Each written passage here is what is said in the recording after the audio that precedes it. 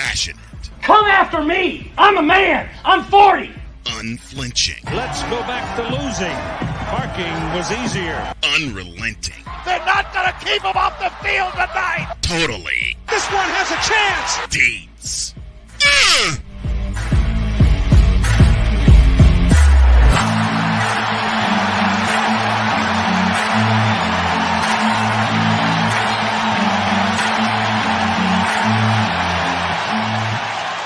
That's not just a murmur, that's a full-blown fibrillation. Here he is. Chris Dietz joins us as he does every Thursday at the bottom of hour 2. Good morning, my man. How are you? Good morning, guys. Quite a weekend. Quite a weekend of football. Indeed, indeed. Where you want to start? Well, before we get to college football, I told you on Sunday I have a rant to go on. And all right. I'm doing it now, and it's perfect because it deals with tonight's game. Go for it. I brought props. And you brought props? Oh, boy. And I brought props. All I have to say is, as a Cowboys fan, I didn't even look this guy's name up, and I don't even care. If you're going to wear number 21 and play defensive back for the Dallas Cowboys, yep, you need to learn how to tackle. That guy needs to. Monday morning, I would have called that guy in and said, "Give me your jersey. You're not allowed to wear this number out on the field." That was atrocious. The way that guy played, I brought this up while watching the game, and the biggest misconception in all of sports is you always hear this. Well, Deion Sanders didn't tackle. Yes, he did. Show me the receipt. I challenge the chat right now. Show me the play where Deion Sanders missed a tackle. It doesn't exist. It really doesn't. It does not. It does not exist. This number right here is sacred. Yes, it is. Sacred as a defensive back. You don't get to wear 21 if you're going to miss tackles and let guys run for 50 yards. Right. But the thing is, guys, people look back at Deion and they go, "Oh, well, he didn't have a lot of tackles." You want to know why he didn't have a lot of tackles? Because he played cornerback. Right. And you want to know how cornerbacks get a lot of tackles? Guys catch the ball in front of you. Deion Sanders went not weeks, months without having a ball thrown in his direction. Yep. That right there. He's not going to he's not going to tackle anybody if nobody catches the ball in front of him. But people say, "Oh, he didn't tackle." No, Deion was not on the. I was trying to remember. He was not on the jacked up segment because Deion weighed 160 pounds. He wasn't going to jack anybody up. Right. But he knew how to tackle. He knew how to grab onto your leg and not let you go anywhere. Mm-hmm. I implore you. I prove me wrong. Find the clip of Deion Sanders getting run over and the guy continuing to run. It doesn't exist. It does Deion not Sanders exist. he was a football player. He knew how to tackle. Yeah, and here's the thing dealing with that stat-wise. In 188 career games that Deion played in, he had 296 total tackles, 270 of them by himself. Yep. Imagine how many times he's getting thrown to. Yeah, it's insane. It's insane. Like I said, there were not weeks. There were 4-week stretches where Deion didn't have a ball thrown in his direction, so he didn't have to tackle anybody. Yeah, you were kind of like, and when the ball did get thrown in his direction, guess what? It got knocked down, so he didn't have to tackle anybody. Exactly. So that's that's my I just watching this guy, whoever this guy 21 is, turn your jersey in. You're not allowed to wear it. Look, I'm being charitable right now in saying just turn your jersey in instead of don't show up. Don't just get off the team. Right. Oh, I got you, Dietz. Kalen Carson is the current player on the Dallas Cowboys who wears number 21.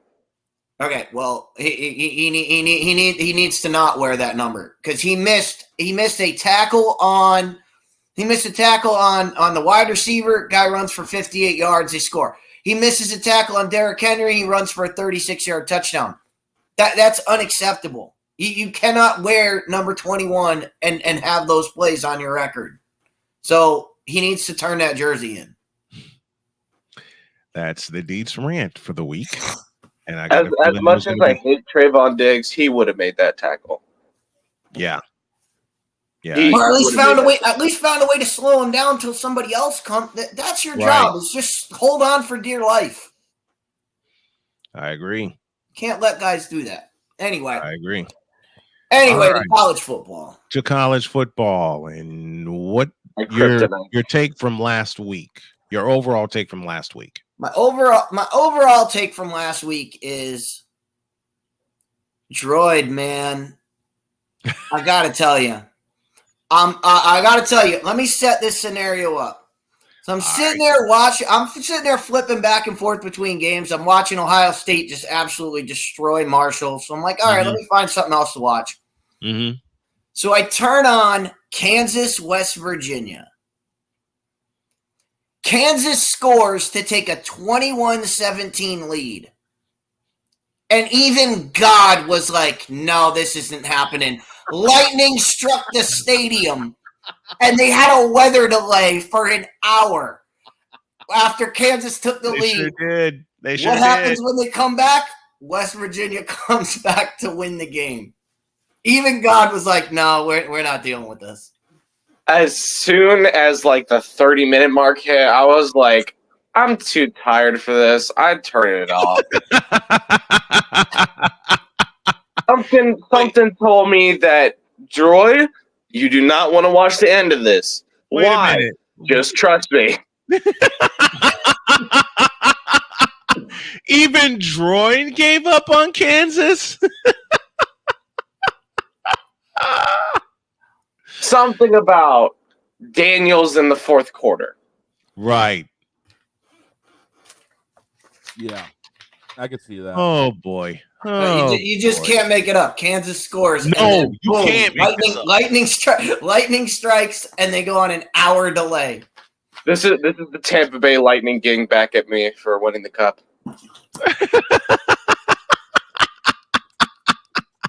Probably. You hope it is. You hope it is, Shane, because we beat your team to get that cup. Shut up. All right. Deeds, biggest surprise so far in college football? The biggest surprise is really that there haven't been any surprises. Okay. That's really, well, I mean, the biggest, when you say surprise, you're probably meaning, who's the biggest, it's Florida State being absolutely atrocious. That's the biggest surprise, is that Florida State went from being one of the teams we were talking about, oh, they might have a shot to, do they have a shot at winning a game? Yeah. Can they win a game?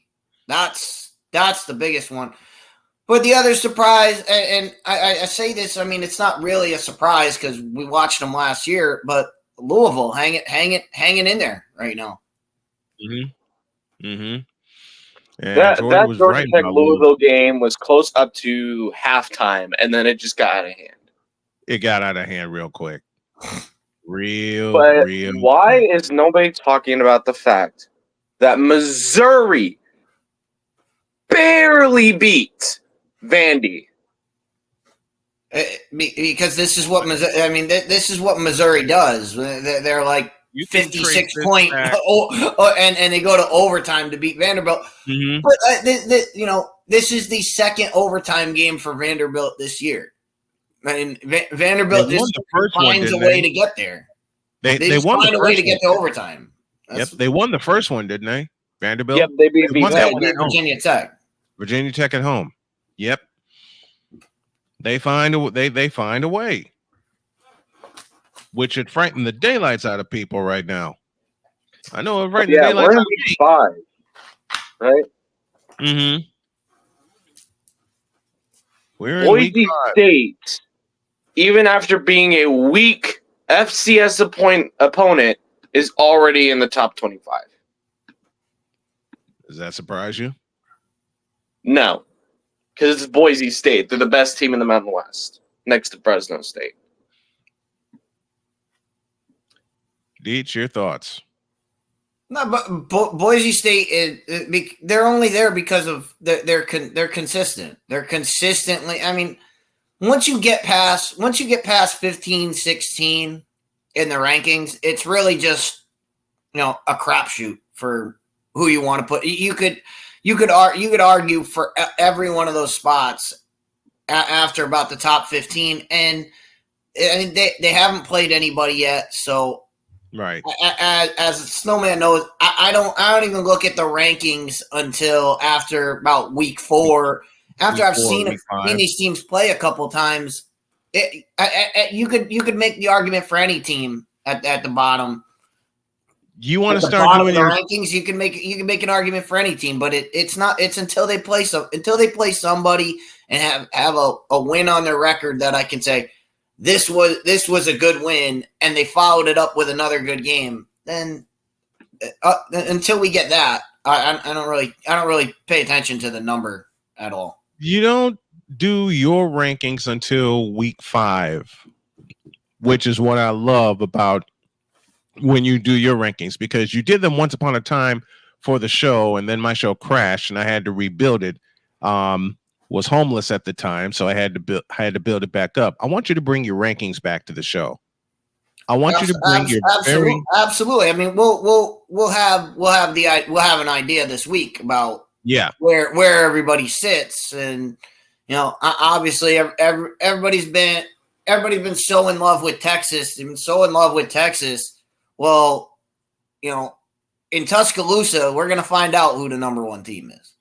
Yeah, because that's Georgia, Alabama this weekend, and that is Saturday night. I'll have the call of that game Saturday night. We begin our festivities at 7 p.m., of course, with the pregame show, and then the kickoff at 7:30 from Tuscaloosa. This is the game of the year, is it not? It's the first one. First one. That's fair. This is the situation. We're gonna see this game again. We're going to see this game again, and this time it's going to be in Atlanta. So SEC championship. Yeah, I mean, I wouldn't be surprised. SEC championship. Yeah. So you're going to get one game in Alabama. You're going to get one game, and we're probably going to see this game 3 times this year. SEC championship, national championship, and in some form in the playoff. Yeah. Yeah, this is the first of a triple header. I can see it. Yeah. I can see it. I know this is too early, but if you had to pick your top 12 teams and you said you wouldn't do your ranking, we wouldn't have you do your rankings until next week, but give me a general sense of who you think would be in the playoff right now if the playoff started right now. And I know it's way too early, but want to warm the fans up for your top 25. And I'll tell you all this. When Dietz sends me his top 25 on Tuesday, I'm going to put it in graphic form, and y'all will see the splash come across the screen and everything like that. So who's in your top 25 right now? It's pretty much the SEC West minus Mississippi State and Texas A&M. Every one of those teams is going to be in there. Ole Miss is going to be in there. LSU is looking really good, despite their hiccup at the beginning of the year, but they seem to be getting it under control. So, right, I like where they're going. We obviously got to watch out for the Hurricanes. Came out of the gate strong, but we all know with Miami, it's not how you start; it's how you finish. Yep. So we'll take a look there. Georgia's in, even if they lose this weekend at Alabama. That's not going to hold much weight to them because A, the rest of their schedule, and B, it's Alabama. Alabama. Yep.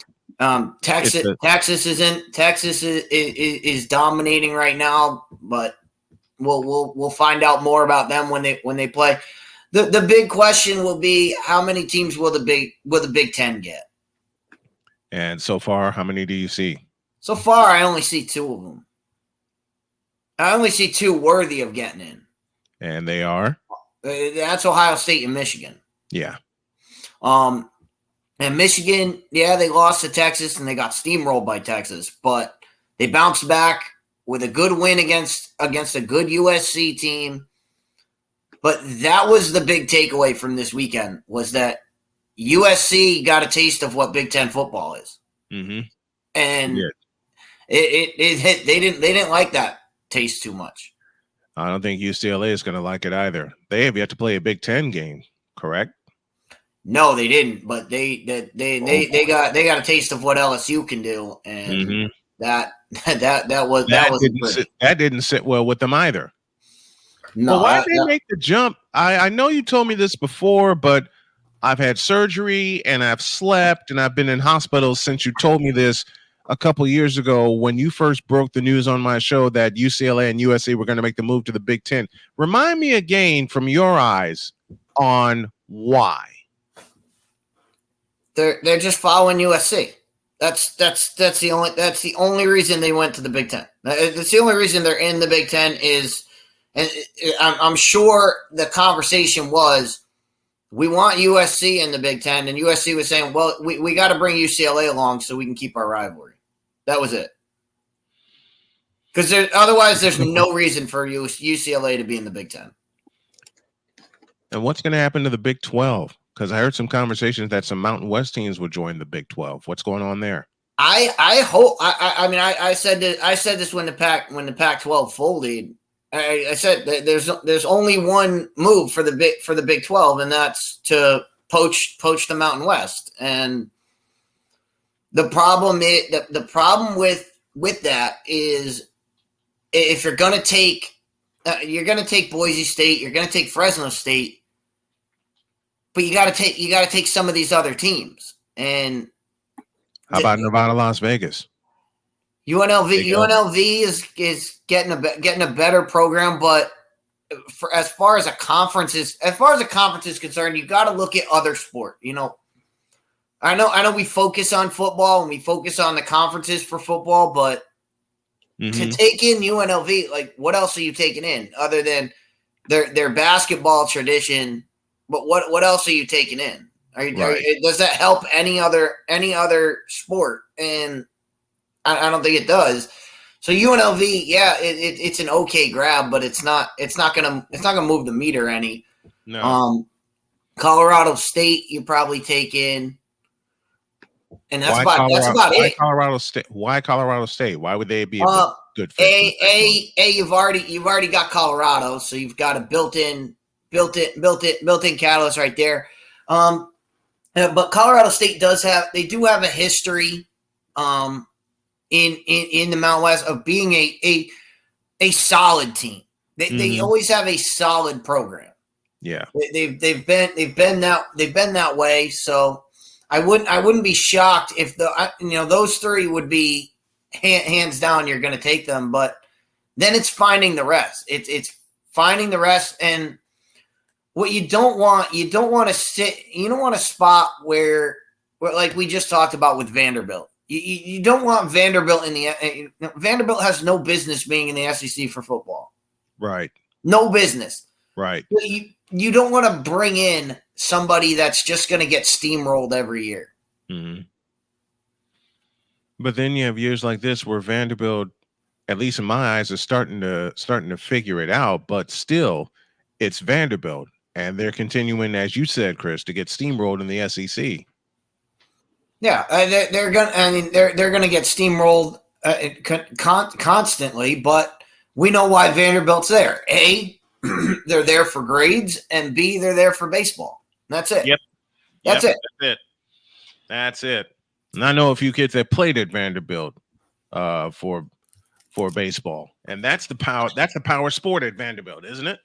Mm-hmm. Oh, they're one of the top programs, and every year they have somebody that comes out. Every year they have somebody who's projected high in the draft. They get their guys, they keep them there for 2 years, and they send them to the majors. So, surprise pick. If you had a surprise pick in the top 25, who's that team and why?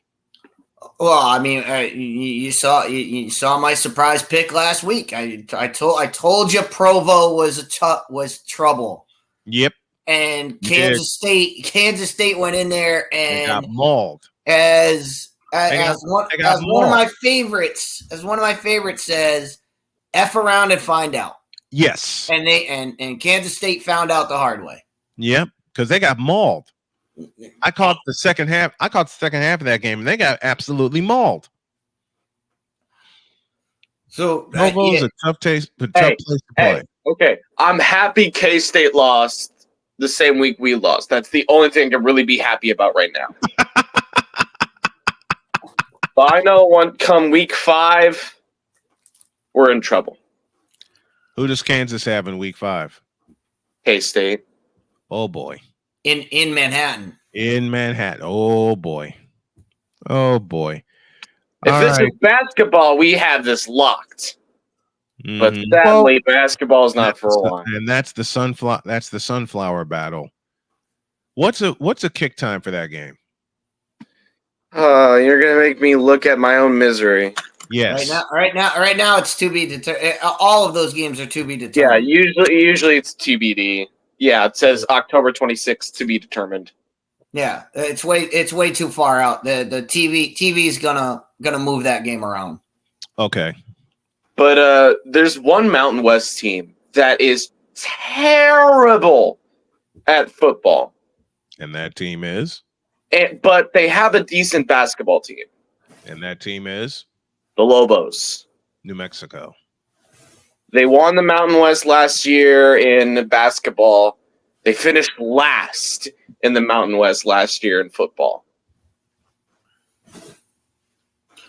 And that's the thing. The Big 12 doesn't need any help in basketball. Basketball, they're covered. Mm-hmm. Yeah, they've got their blue bloods. They've got their up and comings, and they've got their, I don't want to say up and coming, but like West Virginia is always in the pack. Mm-hmm. As far as basketball goes, obviously you've got Kansas. You've got Iowa State. You've got all of these teams. So in basketball, they're covered.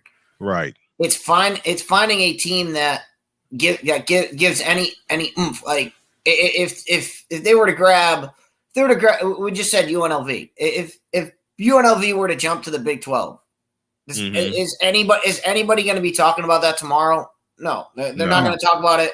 They're not going to talk. They're not going to even. It's not going to move the meter. So. This is a weird college football season so far. All right. Ain't that the truth? All right. It's time for us to do some college football picks. I believe Shane has all the picks available. The spreads. Here's what's going to happen. Shane will read the game, the spread, and we will make our pick from there. So, Shane, take off. Of course, all these predictions are made to you guys courtesy of BetUS, where the games begin. Let's start down in Kansas State, hosting number 20 Oklahoma State. Kansas is favored 4.5. Over under is 55.5.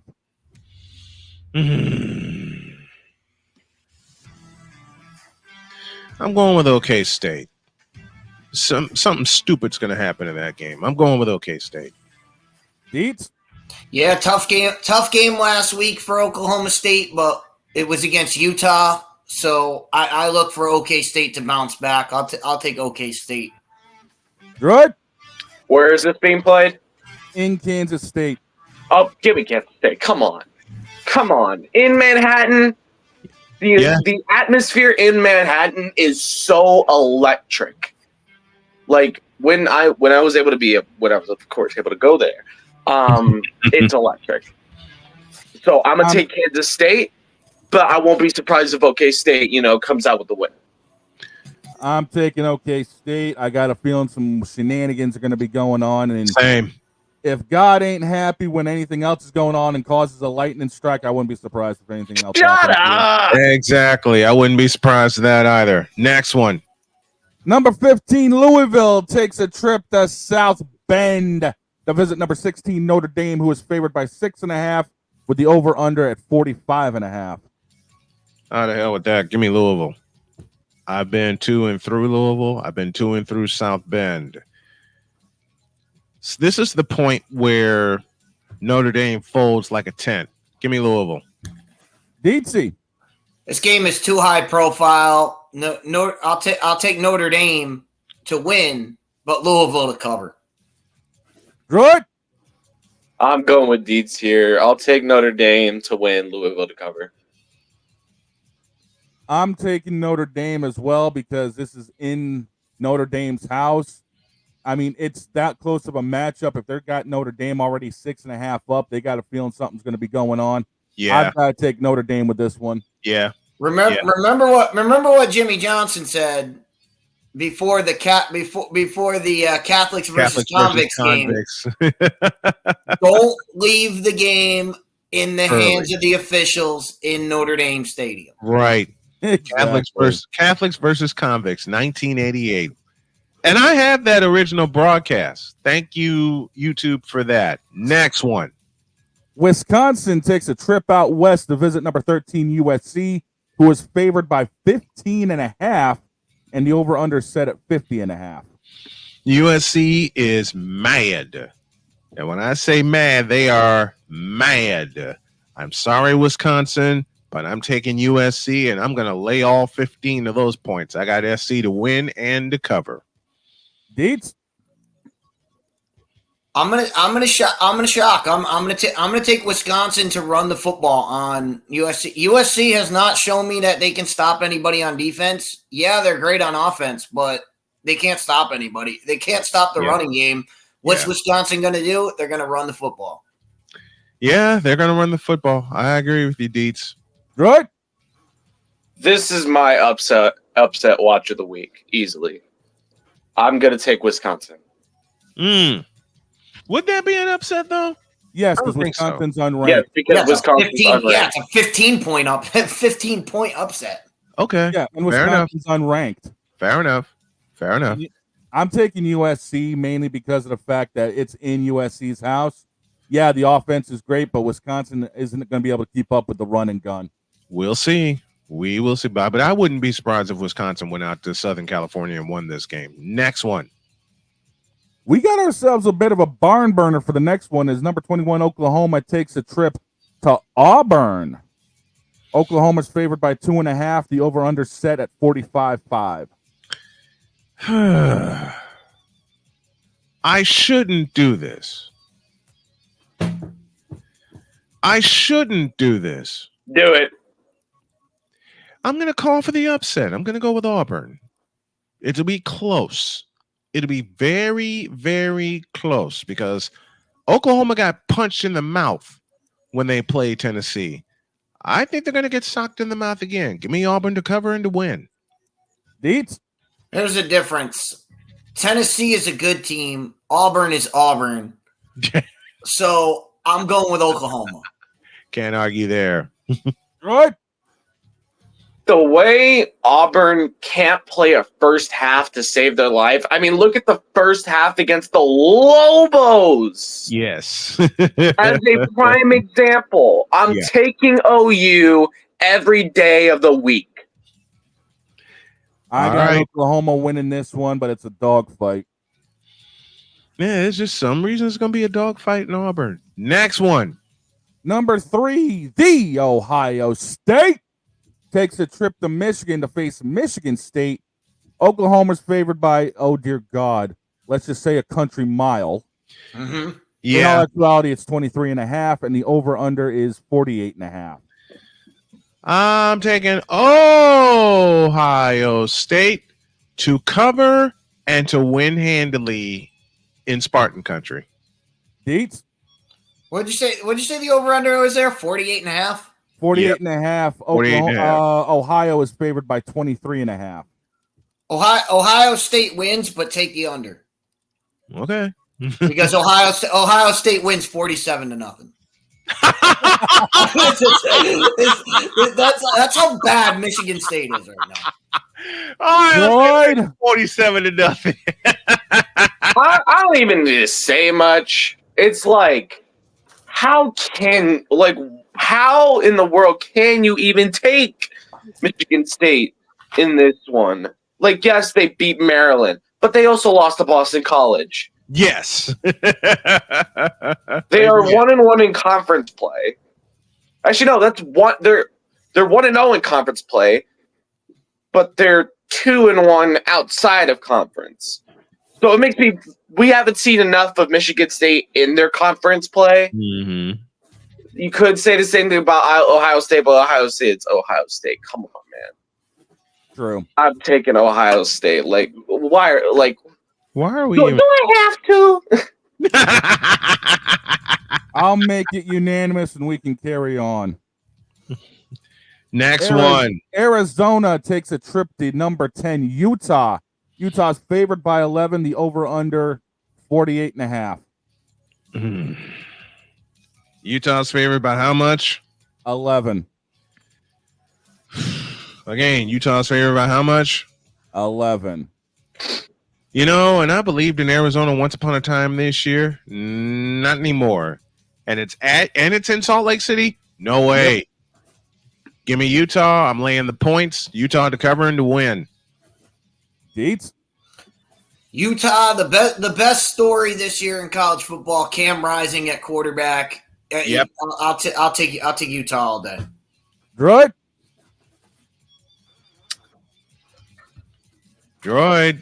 Do I have to? That says it right there, and I'll make it unanimous for Utah. Okay, there we go. Who in the world said I'd pick Utah? You just did. I'm asking, like, do I really have to pick between these two? What, you want anarchy? I want anarchy. Give me Arizona. You crazy little son of a gun. Hey, listen, I know I'm crazy. I picked the Falcons to beat the Eagles. I picked the Panthers to beat the Raiders. I know I'm crazy, but I've been right. Well, even a blind pig finds a truffle once in a while. Next one. We got number 8, Oregon, taking a trip down the coast to see UCLA. Oregon's favored by, well, I'd set a country mile for Ohio. It's A1A for Oregon. Technically 24.5. Over under 55.5. Give me the over. Lay the points. I got the Ducks. Quack quack. Dietz? Yeah, way too much firepower in Oregon. They're clicking on all cylinders. UCLA is UCLA right now. It's sad what's happening in Los Angeles. Yep. Good. Just based on history, like, you look back at Oregon's matches against UCLA, the last 3 times they played, Oregon's 3-0, so I'm take Oregon. Yeah, I'll make it unanimous for the Ducks, and something tells me they'll have some weird uniforms to wear and somehow still win with them. Of course. It's Oregon. Of course. I'm calling Oregon wearing the All Blacks. Snowman, the game you pointed out to me, number 19, Illinois, taking a trip to number 9, Penn State, who was favored by 17.5, and the over-under sitting at 47.5. I'll take Penn State in a close one. Remember the last time these two got together? It went many overtimes, and Illinois wound up winning.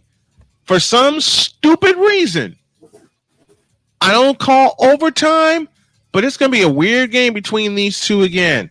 I'll take Penn State, but they will not cover. Illinois will cover.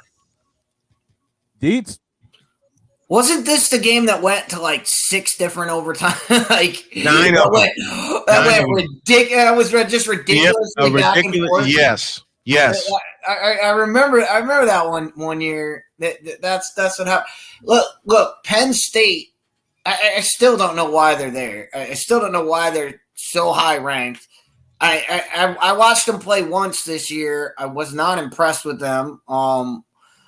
They have Singleton, who is a great running back, but outside of that, I haven't seen much from their wide receivers. I haven't seen much from their quarterback play. And this is a huge year for James Franklin. James Franklin, take out the Saquon Barkley year. What big game has Penn State won?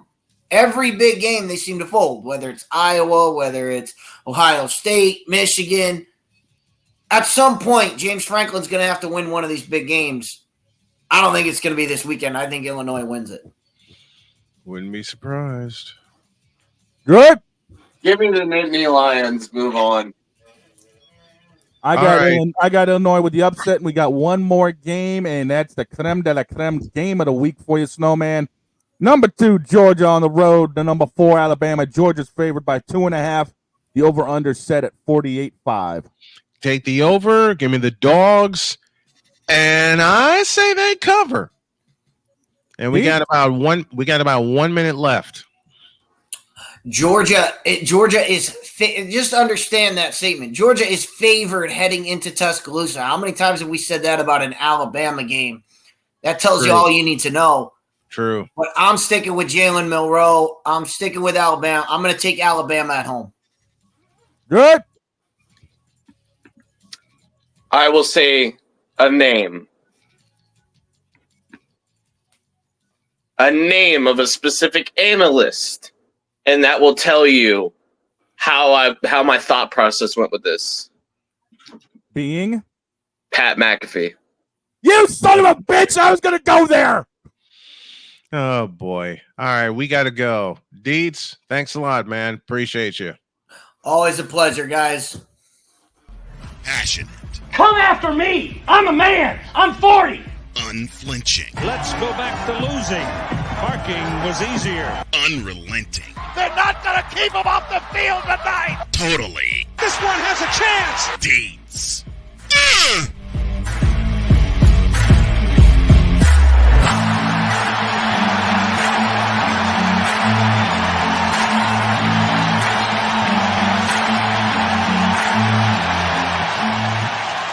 That's not just a murmur, that's a full-blown fibrillation.